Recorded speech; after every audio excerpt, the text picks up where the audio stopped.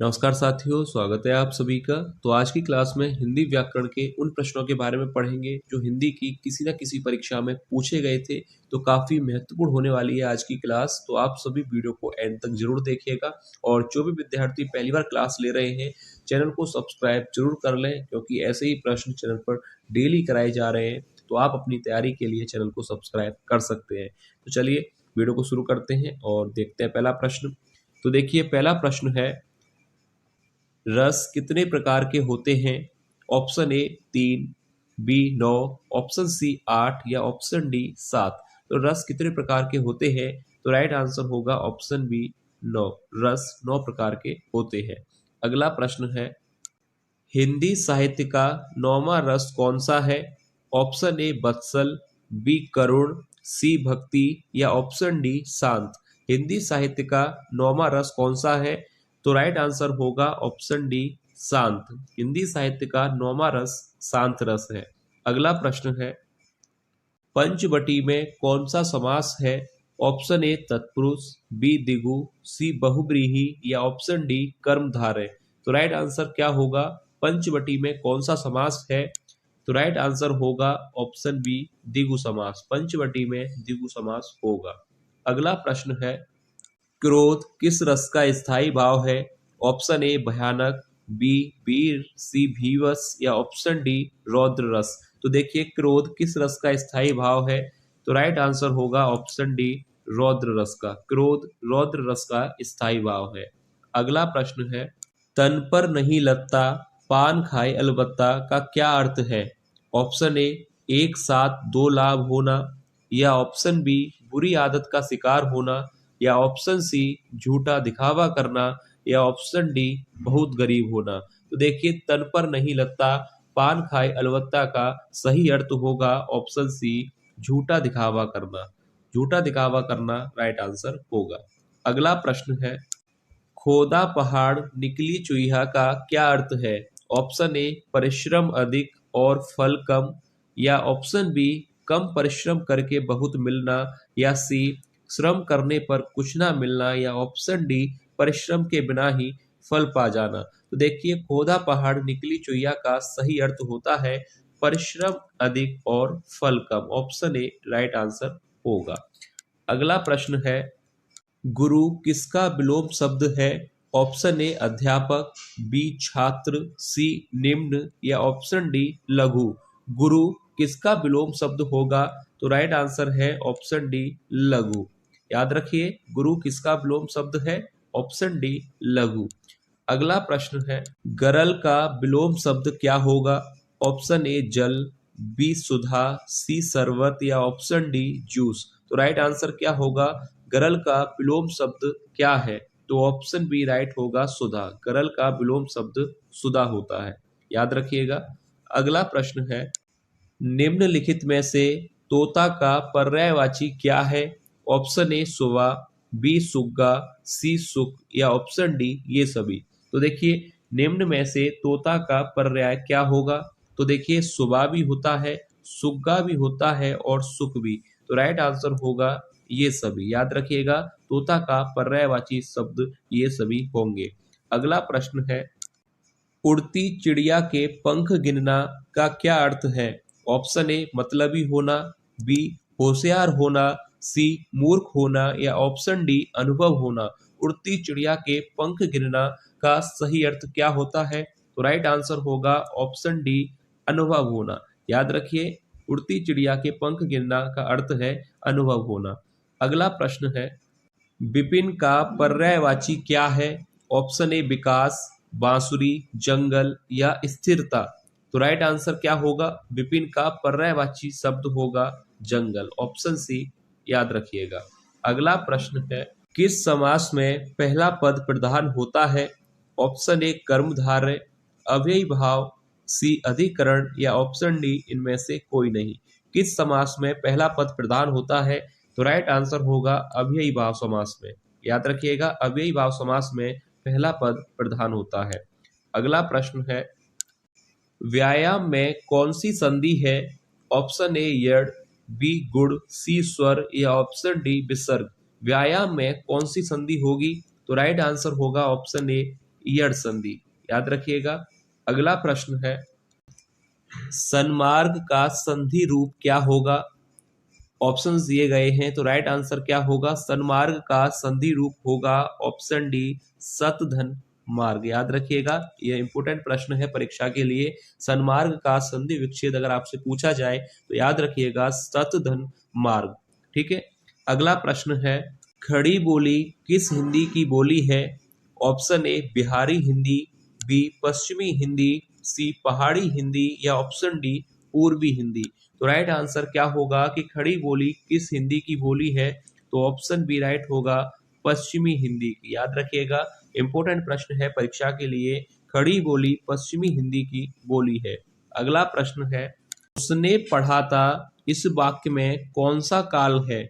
Option A वर्तमान काल, B भूतकाल, सी आधुनिक काल, या ऑप्शन डी इनमें से कोई नहीं। तो देखिए, उसने पढ़ा था इस वाक्य में कौन सा काल होगा?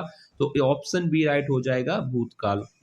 सरल प्रश्न है, उसने पढ़ा था वाक्य में भूतकाल होगा।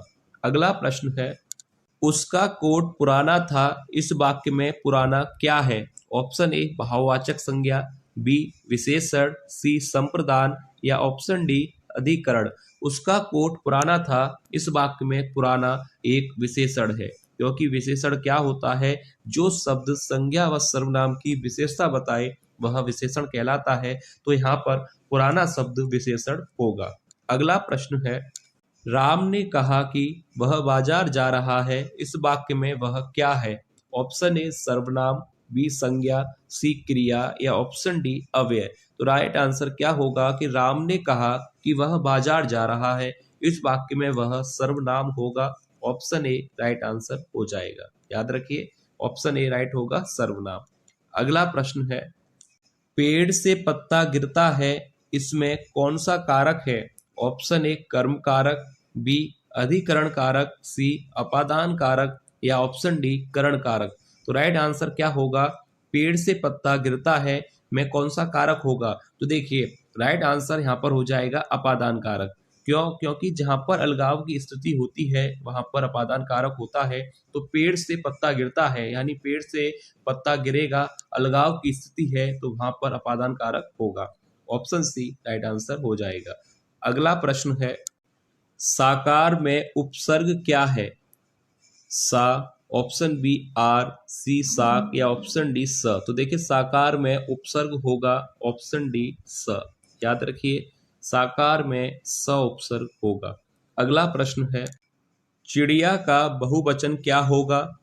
ऑप्शंस दिए गए हैं, तो राइट आंसर क्या होगा कि चिड़िया का बहुवचन क्या है? तो राइट आंसर आपको याद रखना है ऑप्शन बी। ऑप्शन बी यहाँ पर सही होगा, चंद्र बिंदु आएगा या के ऊपर, तो चिड़िया का बहुवचन होगा चिड़िया, ठीक है, याद रखिए। इंपोर्टेंट प्रश्न है, परीक्षा के लिए पूछा जाता है, तो ध्यान से इसका आंसर देखिएगा। अगला प्रश्न है, देवनागरी लिपि का विकास किस लिपि में हुआ है? Option A Brahmi, B Kharosthi, C Devanagari, या ऑप्शन डी सिंधु। तो राइट आंसर क्या होगा कि देवनागरी लिपि का विकास किस लिपि में हुआ था? तो राइट आंसर आपको याद रखना है ऑप्शन ए ब्राह्मी लिपि, पहला ही ऑप्शन सही हो जाएगा, ब्राह्मी लिपि। अगला प्रश्न है, हिंदी भाषा में बोलियों की संख्या कितनी है? ऑप्शन ए 15, बी 18, सी 22, या ऑप्शन डी 25। तो राइट आंसर क्या होगा? हिंदी भाषा में बोलियों की संख्या है ऑप्शन बी 18। अगला प्रश्न है, दही शब्द क्या है? लिंग की दृष्टि से दही शब्द क्या है? और ये प्रश्न परीक्षा में पूछा जाता है, इंपोर्टेंट प्रश्न है परीक्षा के लिए, तो आपको आंसर याद रखना है ऑप्शन बी। दही कैसा शब्द है? दही पुल्लिंग शब्द है, ठीक है, याद रखिएगा। अगला प्रश्न है, वानर का तद्भव रूप क्या है? तो राइट आंसर क्या होगा? वानर का तद्भव रूप होगा ऑप्शन डी बंदर। सरल प्रश्न है, याद रखिएगा, वानर का तद्भव रूप होगा बंदर। अगला प्रश्न है, अलमारी किस भाषा का शब्द है? ऑप्शन ए अरबी, बी पश्तो, सी पुर्तगाली, या ऑप्शन डी फारसी। तो राइट आंसर क्या होगा कि अलमारी किस भाषा का शब्द है? अलमारी पुर्तगाली भाषा का शब्द है, तो ऑप्शन सी राइट आंसर हो जाएगा, अलमारी पुर्तगाली भाषा का शब्द है। अगला प्रश्न है, केला का तत्सम शब्द क्या है? ऑप्शंस दिए गए हैं, तो राइट आंसर क्या होगा कि केला का तत्सम शब्द क्या है? तो राइट आंसर हो जाएगा ऑप्शन डी कदली। याद रखिएगा, केला का तत्सम शब्द होगा कदली। अगला प्रश्न है, चाय किस भाषा का शब्द है? ऑप्शन ए जापानी, बी अंग्रेजी, सी फ्रेंच या ऑप्शन डी चीनी। तो राइट आंसर क्या होगा कि चाय किस भाषा का शब्द है? तो आपको याद रखना है कि चाय चीनी भाषा का शब्द है। ऑप्शन डी राइट आंसर होगा। अगला प्रश्न है, भाषा की सबसे छोटी इकाई क्या है? ऑप्शन ए व्यंजन, बी शब्द, सी वर्ड या ऑप्शन डी स्वर। तो राइट आंसर क्या होगा? भाषा की सबसे छोटी इकाई कौन सी है?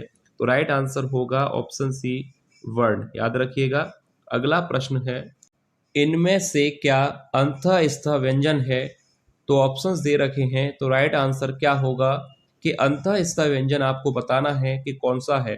तो मैंने पहले भी कई बार आपको बताया है, याद रखिएगा, यह प्रश्न इंपोर्टेंट है, परीक्षा में पूछा ही जाता है कि अंतःस्थ व्यंजन या वर्ण कौन से होते हैं। तो ऑप्शन बी याद कर लीजिए, य, र, ल, व, ये 4 वर्ण हैं, अंतःस्थ वर्ण कहलाते हैं। अगला प्रश्न है, खर किसका पर्यायवाची शब्द है? ऑप्शन ए गधा, खरगोश, शशक या मूर्ख। खर किसका पर्यायवाची होता है? तो खर किसका पर्यायवाची होता है? याद रखिएगा, ऑप्शन ए राइट हो जाएगा गधा का। ऑप्शन ए राइट आंसर हो जाएगा। अगला प्रश्न है, सुधाकर शब्द किसका पर्यायवाची है? सिंधु, जलाशय, बादल या चंद्रमा। तो राइट आंसर क्या होगा? सुधाकर शब्द किसका पर्यायवाची है? तो ऑप्शन डी राइट हो जाएगा चंद्रमा का। अगला प्रश्न है, इनमें से शुद्ध वर्तनी वाला शब्द क्या है? ऑप्शंस दिए गए हैं, तो राइट आंसर क्या होगा? शुद्ध वर्तनी वाला शब्द आपको बताना है।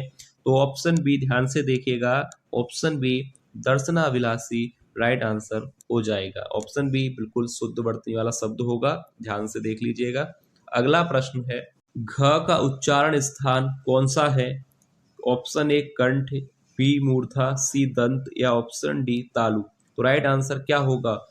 घ का उच्चारण स्थान क्या है? तो याद रखिएगा, पहला ही ऑप्शन सही हो जाएगा कंठ, क्योंकि कंठ से उच्चारित होने वाले जो वर्ण हैं वह हैं क, ख, ग और घ। याद रखिएगा। और ड, जो भी वर्ण हैं यह कंठ से उच्चारित होते हैं, इन्हें क वर्ग के वर्ण कहा जाता है। याद रखिएगा, क वर्ग के 5 वर्ण हैं और इन पांचों ही वर्ण का उच्चारण कंठ से होता है। याद रखिएगा। अगला प्रश्न है, नवरात्र में कौन सा समास है? ऑप्शन ए द्विगु समास, बी कर्मधारय, सी द्वंद्व या ऑप्शन डी बहुब्रीहि। तो राइट आंसर क्या होगा? नवरात्र में समास कौन सा होगा? तो याद रखिएगा, ऑप्शन पहला ही सही हो जाएगा, द्विगु समास। नवरात्र में समास होगा द्विगु समास। अगला प्रश्न है, कौन सा शब्द गुणवाचक विशेषण है? ऑप्शन ए 5 लड़के, बी लाल फूल, सी 10 हाथी या ऑप्शन डी इनमें से कोई नहीं। तो राइट आंसर क्या होगा? कौन सा शब्द गुणवाचक विशेषण होगा? तो यह एक टेस्ट प्रश्न है जो कि आप लोगों को करना है। जो भी राइट आंसर हो आप लोग कमेंट में बताइएगा कि इनमें से कौन सा गुणवाचक विशेषण होगा। ठीक है, तो यह था वीडियो का लास्ट प्रश्न। उम्मीद